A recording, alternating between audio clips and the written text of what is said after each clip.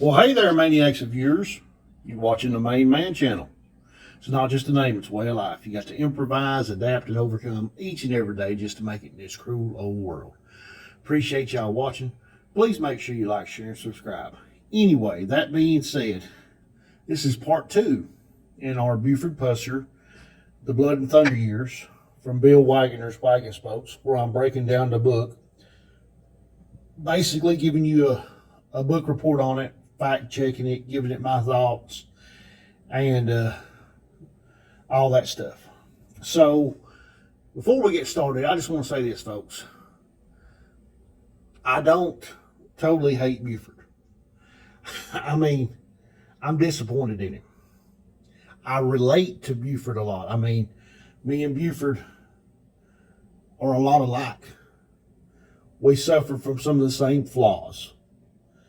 We've been through some of the same stuff. And I can relate to him. Even the bad that he's done. And he did a lot of good too. He did do a lot of good too. But he did a lot of bad too. It's just, we're all flawed people. And back then there was a time you had to do what there was to make ends meet. And I don't want y'all to get hung up on good guys and bad guys back then. The state liners were in the same position he was in. They had to do what they had to do to make ends meet, to feed their families, to put food on the table. And if it was sell a little bonded liquor, they did it. That's just what they did. If it was have a couple of little razzle games or crap games that only went one way, meaning taking money from the customer, they did it. If the customer was dumb enough to play after a while, they were dumb enough to lose their money. It is what it is. Nobody's perfect. All right. But moving on from that, Waggoner was real brief with this chapter, and he skipped a lot of different things. So I added some photos from other sources to kind of talk about along this. I kind of fill in a few gaps, and I kind of tell you what I think is not exactly accurate about this chapter as well. So let's get moving on. Okay, Buford Hayes Pusser was born on December 12th, 1937 in Finger, Tennessee, McNairy County, near Adamsville. Okay. You'll notice a trend if you're actually looking for it with Buford's numbers and the dates of events that happened and everything. For example, December 12th, 1937. Well, December is 12. And then he was born on 12/12. Buford was 6'6". So you'll notice like a trend with the numbers. And there's some meaning in numerology and gematria about the numbers of Buford's life, which is not included in this chapter of this book, but we'll get into. That's a separate total video, but it is interesting, and I did want to mention it. All right, this right here is Carl Pusser and Helen Pusser, Buford's mama and daddy. Okay, this picture here, I think, is in front of the Pusser homestead. But anyway, to the left, that's John Howard Pusser, Buford's older brother. Buford was the youngest of the 3 children. To the right is Galia, Buford's sister. And in the middle, the little guy right there is Buford Pusser when he's a little baby. Okay, this is the Buford Pusser homestead. This is where he was born and lived his first few years. The site is marked by the McNairy County Historical Society, but the house is no longer standing. And there's a whole lot of trees near where this house was, and there wasn't back then. Again, here's a picture of the 3 kids. From left to right, John, Buford, and Galia. Okay, so Carl did whatever he could, whatever odd job he could, 2 or 3 jobs, 3 or 4 jobs, whatever he could to make ends meet and feed his family. That also included cooking a little shine on the side.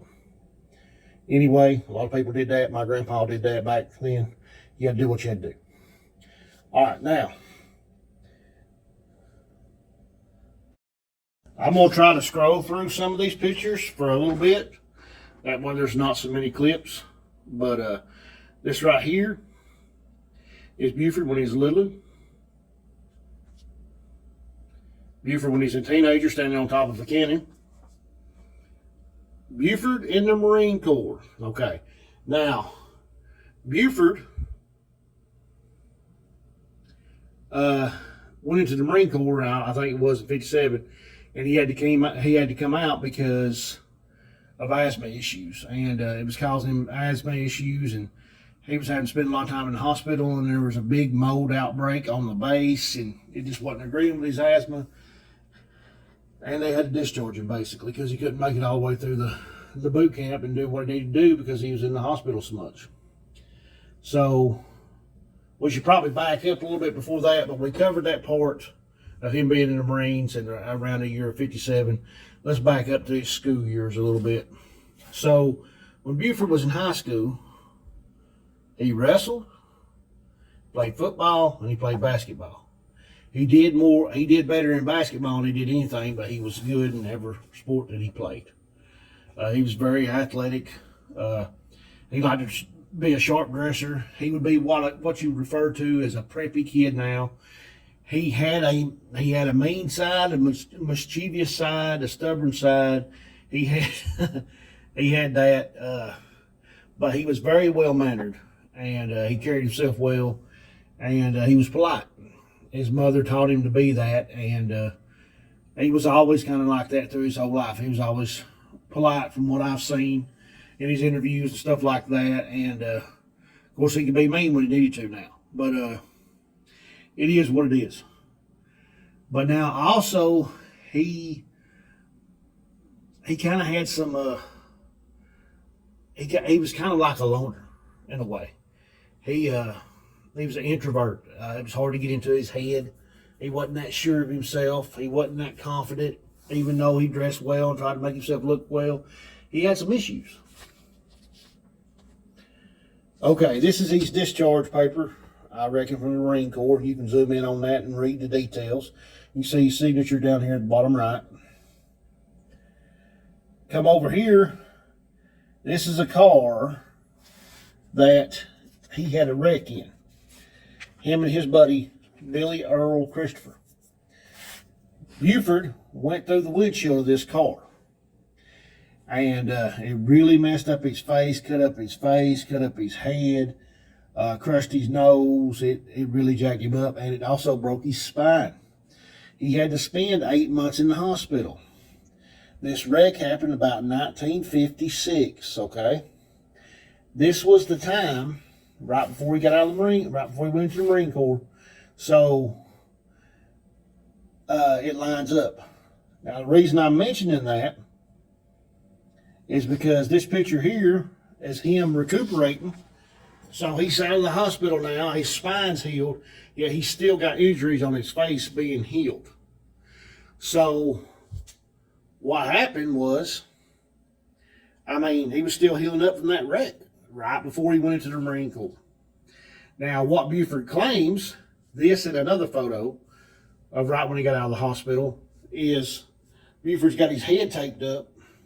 But the other photo, he claims that, in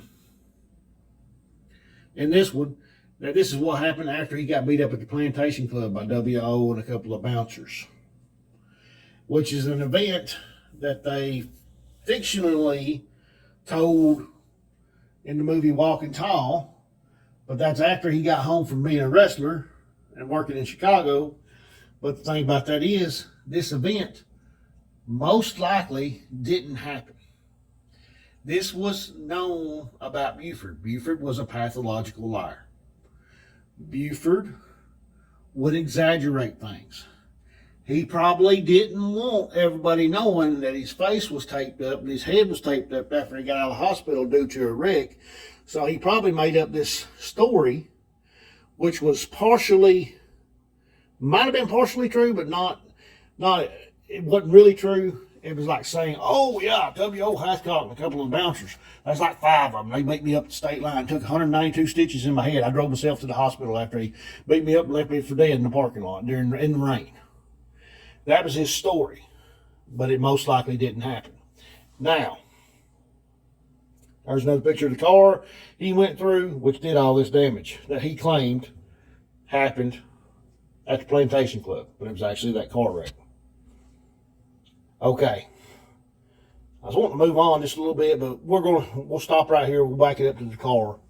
All right, so I don't doubt that there was an event that Buford was probably hanging around at the state line, maybe accused somebody of cheating, maybe accused somebody, or just run his mouth because he liked to run his mouth. He was too big for his britches, and he got his butt threw out on his keister by a couple of bouncers. I don't doubt that happening at all. I'm sure he exaggerated that. And W.O. allegedly couldn't remember Buford ever being there, I don't think, but there were so many people coming in and out of there. How could he remember? And how can he remember everybody that they had to throw out? And if they were going to do as much damage as Buford alleged they did to him, cause 192 worth of stitches to his head, that's attempted murder right there, and leave him for dead in the parking lot. Do you honestly think they're that stupid to do that?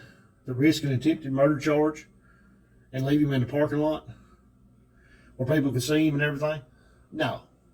So I got to say, in my opinion, fact checking on this, every injury that happened to his face was due to this car wreck, and none of it was due to any incident at the Plantation Club. Every injury was due to this car wreck, and none of it was due to any incident at the Plantation Club, in my opinion. Now, I think this is after he got out of the Marines. This is a Shackelford ambulance. So Buford got a job with Shackelford Funeral Home. He drove the ambulance and he drove the hearses. And he drove them really good, all right, because he had a lead foot. He was known for wrecking the ambulances and the hearses, costing them a lot of money. But also, part of his job was to help prepare bodies. He was learning the trade of being a mortician. He even had his mother and some people come look at some people he worked on and got them ready for their funeral, because he was very proud of what he did. He was very proud of how they looked. And it wasn't nothing to him. You know, he liked that. But according to some, he had a little bit of a dark side. And it's never been confirmed 100%, but Shackelford Funeral Home did fire him. And if they fired him for wrecking the ambulances and the hearses, that makes sense. But also, there's a little bit more to it than that. They said he had kind of a fascination. A lot of people rumored, this is all rumors, that he had kind of a fascination with the dead. And that may or may not be true. That may just be a rumor. But a lot of people have confirmed it and said he got caught doing stuff with the dead that he wasn't supposed to. So that could be all rumor, or that could be true. But the main point is, he had a fascination with mortuary, and he did get his butt fired for some reason from the funeral home. Now, Buford moved to Chicago. He attended mortuary school there. He also, with his size and everything, and he had a little bit of a background in wrestling in high school, and he was athletic, he learned how to wrestle. Along with that, he also learned how to be a bouncer. And he also worked at this place right here, the Union Bag and Paper Company, to make ends meet.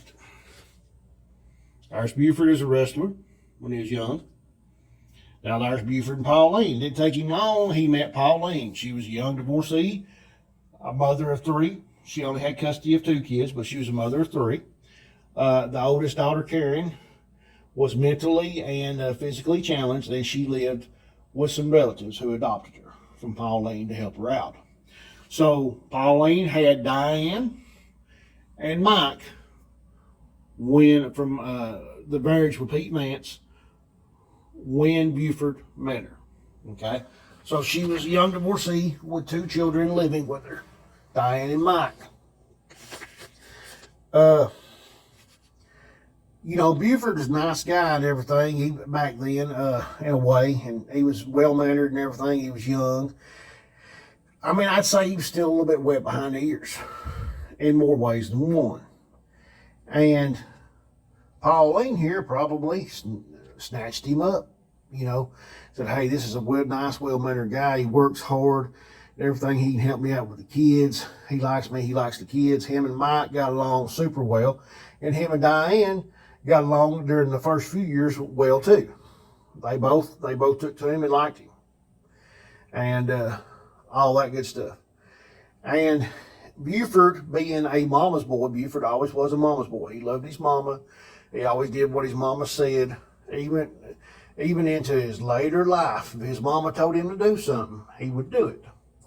So that kind of played in with this. Pauline was a little bit older than what he was, and she could probably tell him what to do and control him.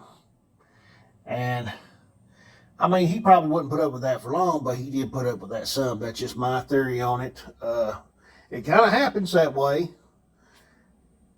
If you're a young guy and you meet an older lady, you kind of let her control you a little bit sometimes. It is what it is. All right, there's a picture of Pauline, Buford, and Mike. This right here is a picture of the phone book and showing the house that Buford and Pauline lived in when they were in Chicago. So I guess I'm going to wrap this video up right here, because we're into the point of the Plantation Club robbery and Buford moving back from Chicago to McNairy County. And the reason I'm going to leave it right here is because really I need to cover a whole video on just the Plantation Club robbery and the Plantation Club alleged beating of Buford. I need to really cover a whole video on that before we move on.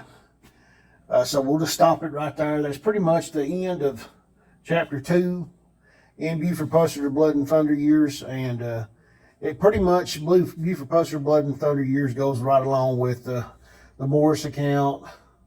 Kind of lines up with Dewana's book, Walking On. And if you sit and have a conversation with Steve Sweat, Buford historian, it kind of goes along with that same narrative that they give, or the narrative that they give at the museum. Now, I covered mostly what they covered. What mostly in this chapter Wagner said he got right, except for a few things. And like I added context about the funeral home. I added context about the Plantation Club incidents, or alleged Plantation Club incidents and stuff that went on at the state line. But pretty much in this chapter, I got to say that Bill Wagner got most everything right. You know, it was a pretty good chapter, pretty good, well written, and pretty factual. So we're going to do a separate video that's not related to the Bill Wagner Blood and Thunder years. We're just going to do a separate video because a buddy of mine requested it about the Plantation Club incidents, and then we're going to cover that, and then we'll hop back on chapter 3 here in a week or so in this book here and breaking it down. But anyway, I want to thank y'all for watching. Please leave your comments. I'm trying to get to the truth on this, folks. And it is what it is. The truth takes you to dark places sometimes. The truth is a two-edged sword. It cuts both ways. It takes and it knocks the slack off of a piece of silver, but it also hurts and it cuts deep as well. That's the kind of two-edged sword the truth is. It's more of a blacksmith hammer in a way too. You know, sometimes you take a beating with it, and you learn things that you don't necessarily like about your heroes and stuff like that. But it is what it is. I'm going to leave it right there. Thank y'all for watching. Please like, share, and subscribe. Leave me your comments and everything. I'll be sharing these in the Buford Pusser groups on Facebook if I don't get kicked out of them, if I can get out of Facebook jail and everything. I'm in Facebook jail this weekend, so I'll have to upload this later on in the week. But anyway, love y'all. Y'all the best people in the world. God bless you. I'll catch you next time.